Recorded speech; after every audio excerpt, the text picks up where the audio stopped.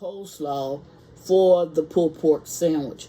Some people use the coleslaw as an addition to the sandwich. Some people don't. It doesn't matter what your preference is. I'm just going to show you a simple way to make the coleslaw without having to go through a lot of different ingredients to get a very, very good coleslaw. Now, it doesn't matter if you shred your own cabbage or if you use a dried cabbage or if you use a pre-shredded green cabbage. It doesn't really matter. What your choice is your choice. Today, I'm going to be using this tri-colored cabbage. That means that it has the purple cabbage, it has the carrots, and it has the green cabbage inside. Now, the one thing that I don't like about when you use this type, the shreds are too long.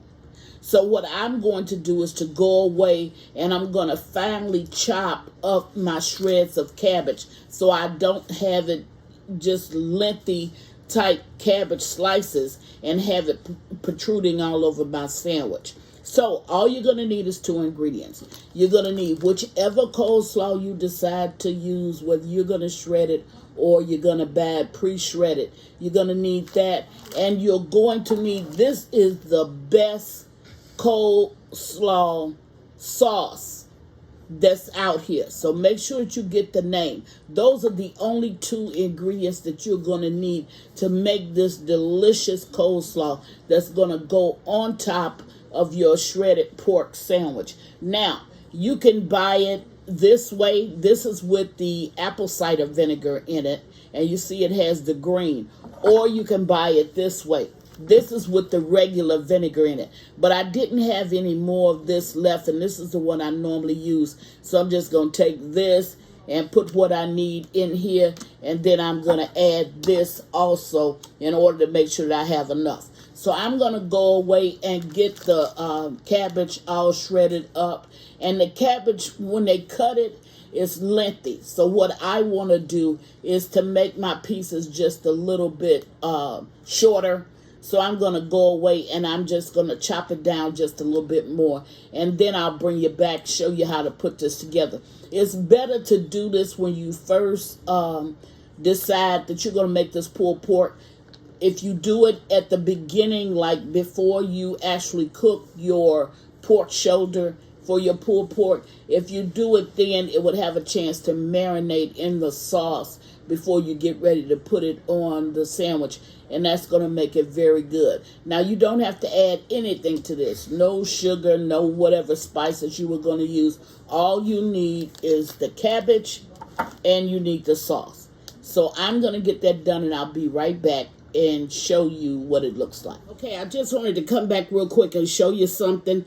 The reason why I wanted to take it out and shred it is because these pieces, they're inside of the package, but because it runs through a machine, they don't have it finely cut like this.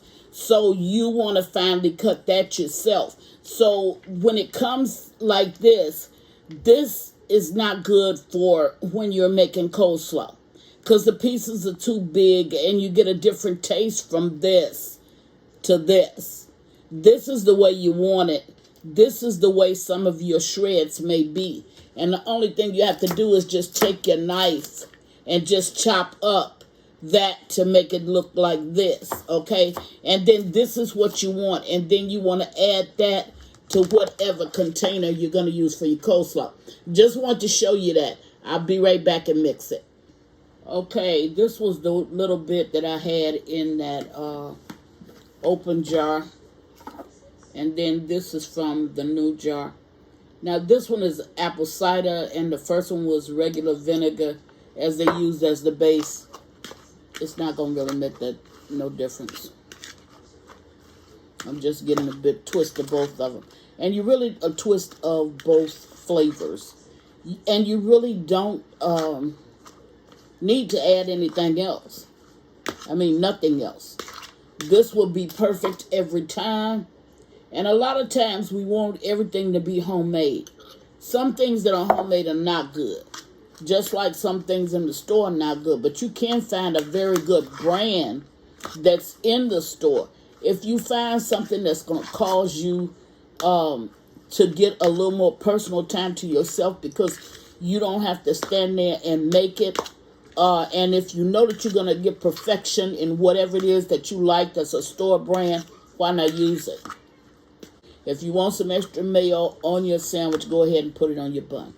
That's it. I'm going to put it in the refrigerator. As soon as the pulled pork finishes heating up, or the pork finishes heating up, I'll show you how to shred it, and then we'll go ahead and put this sandwich together. Now remember, as I told you in the first part of this video, this is the pulled pork that I made on a video that will come up next. So you'll see, if you need to know how to make the pork, then you're going to see it in the next video. But I'm going to go ahead and make the sandwich now, because this is what I'm having for dinner today.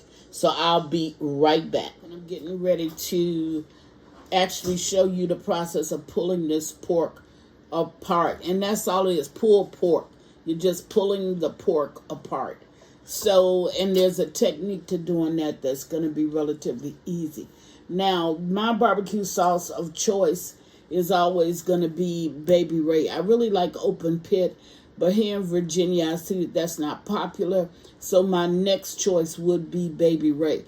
And if you're not going to use a homemade barbecue sauce, whichever one is your favorite brand, that's what you use to mix with your pulled pork. If you're going to make it barbecued, or you can just do it plain, which I'm choosing to do barbecue pulled pork. Okay, so this is a little bit hot because I just took it out of the oven. And this is my leftover pork shoulder that I was telling you about, that I made really a couple of days ago. This is what we had left over, so we turned it into another meal. So with that, I'm just, if you need to know how to make the pulled pork, easy recipe, I'm going to post it online. I'm going to do the whole pork shoulder online. And then if you have leftovers, you can just turn it into pulled pork, or you can just make the pork shoulder specifically to have pulled pork sandwiches. So let's get started. So I'm just going to take a piece, and I'm going to take a couple of pieces because it's going to take me a minute to pull all this pork loose. So I'm just going to take those few pieces, and I'm just going to pull that apart and show you how to do it.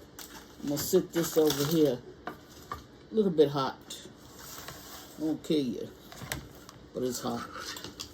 Anyway, I have my container that I'm going to put it in. And I find that these shoe boxes are really convenient. You can get them at the dollar store, or you can get them any place when you want to store food, large amounts of food. They're the perfect item to use, because you could put this in your refrigerator and stack other shoe boxes on top of it. And I use that quite a bit when it comes to potato salad and things like this. So what you want to do is you want to take 2 forks, and you want to backwards pull the 2 forks. Let me start with this little piece. That's all you do. That's it. You pull it apart. And you don't want to leave big chunks. Just take them, hold it with one, and pull with the other. That's all you do. Okay. So same thing with any piece that you get. Just pull it apart. Now, it's going to take me a minute to get, I'm going to try to get all this pork off this bone. And that's going to take a minute. So just want to show you how to do this. So what I'm going to do is to go away and get this done. Now, it's another technique that I use when I'm shredding meat. And I think you can see it somewhere on my site. I will pull it apart with my mixer.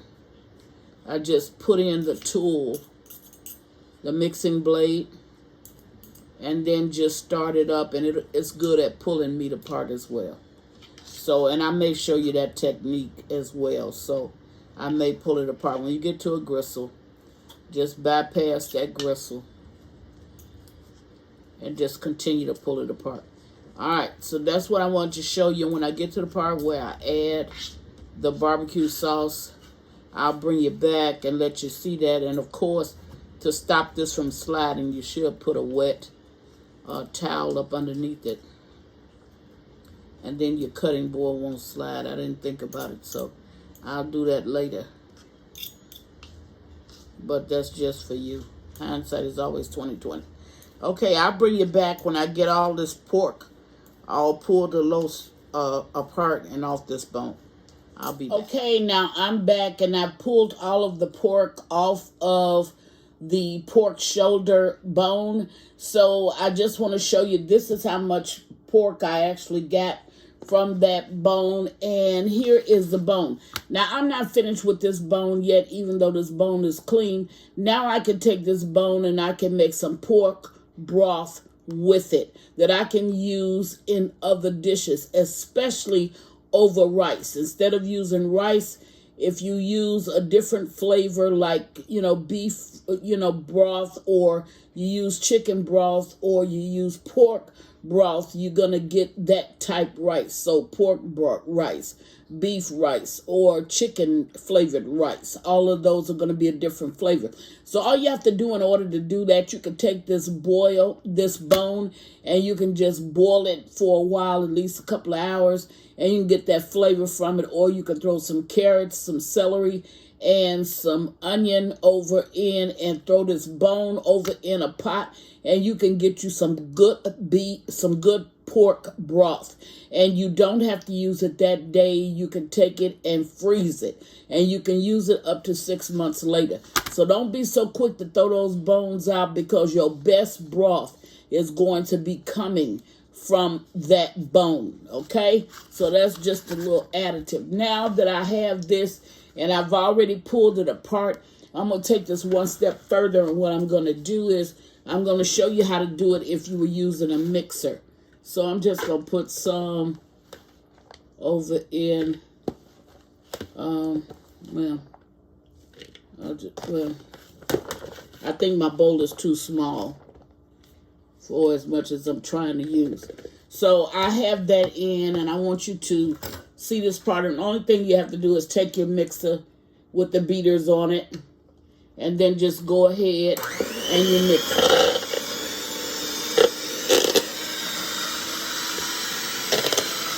Now you're actually pulling it apart.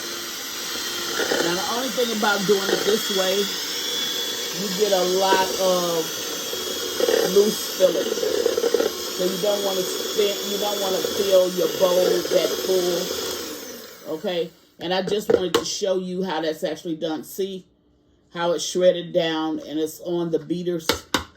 Okay, and it shreds down inside of the bowl as well. Okay, so it just takes it a little bit finer.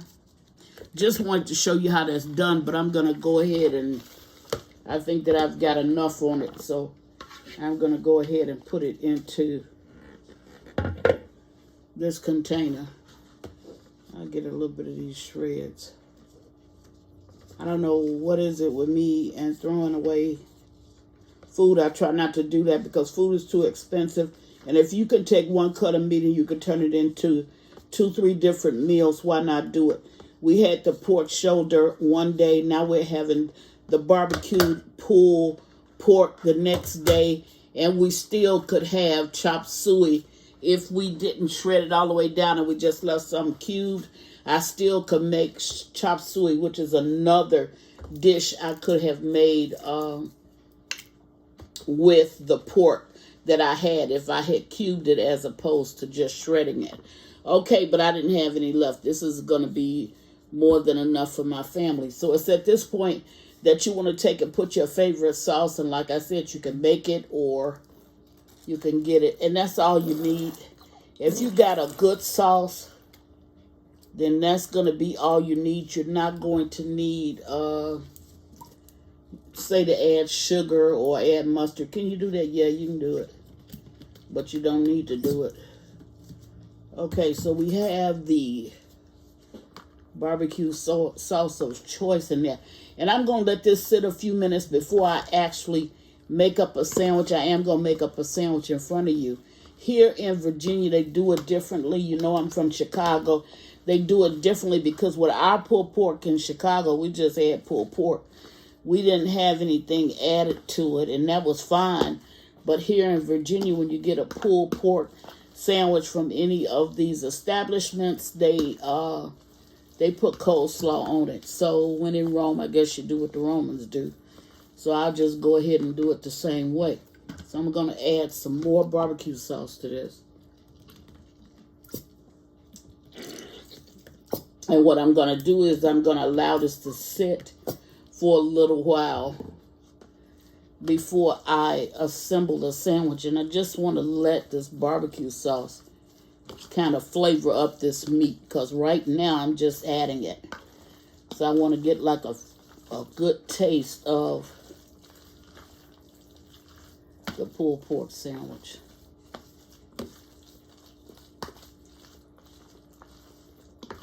Okay, so that's really all that I need to do.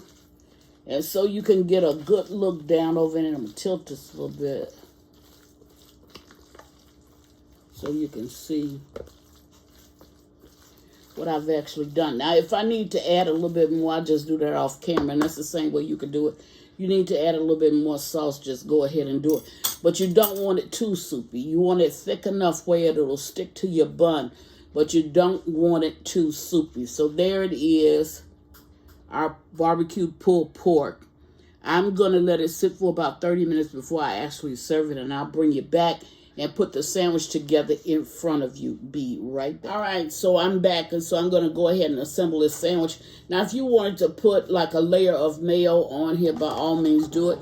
Whatever it is you think that you need that's, you know, going to benefit your sandwich, then go ahead and do it. But what I'm going to do is I've let this sit for 30 minutes, so I'm going to go ahead and assemble this sandwich. So the way they do it here and the way I've grown accustomed to doing it since I've been here is to just go ahead and put down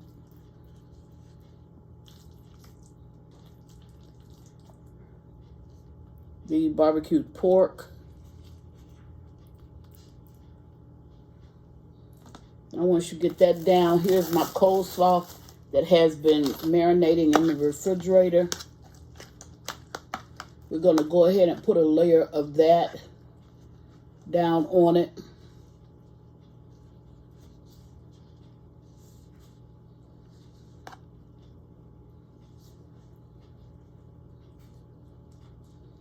And see, when you chop it down, then you don't have to worry about the coleslaw being all over the plate.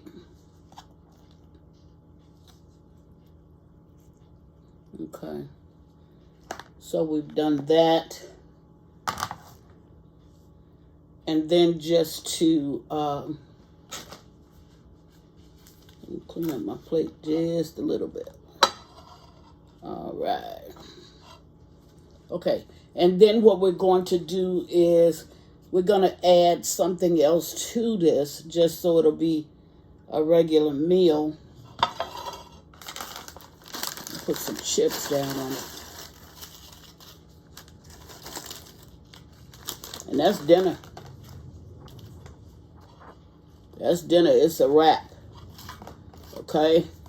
So there you have it. Chris is making pulled pork. Showed you how to do it along with a coleslaw topping. And, of course, the bread. There's one sandwich that I'm going to leave covered.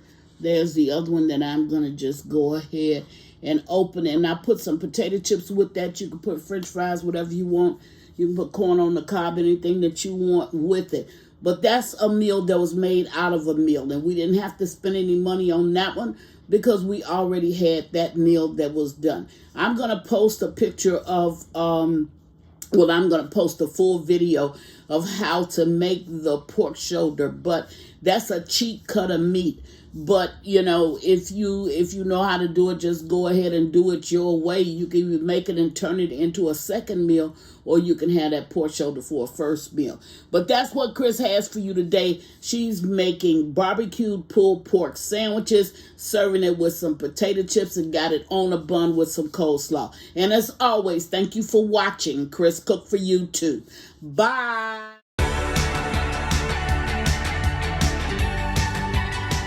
Please follow me on Instagram and Facebook at Chris Cook for You too. And don't forget to share this video. Bye.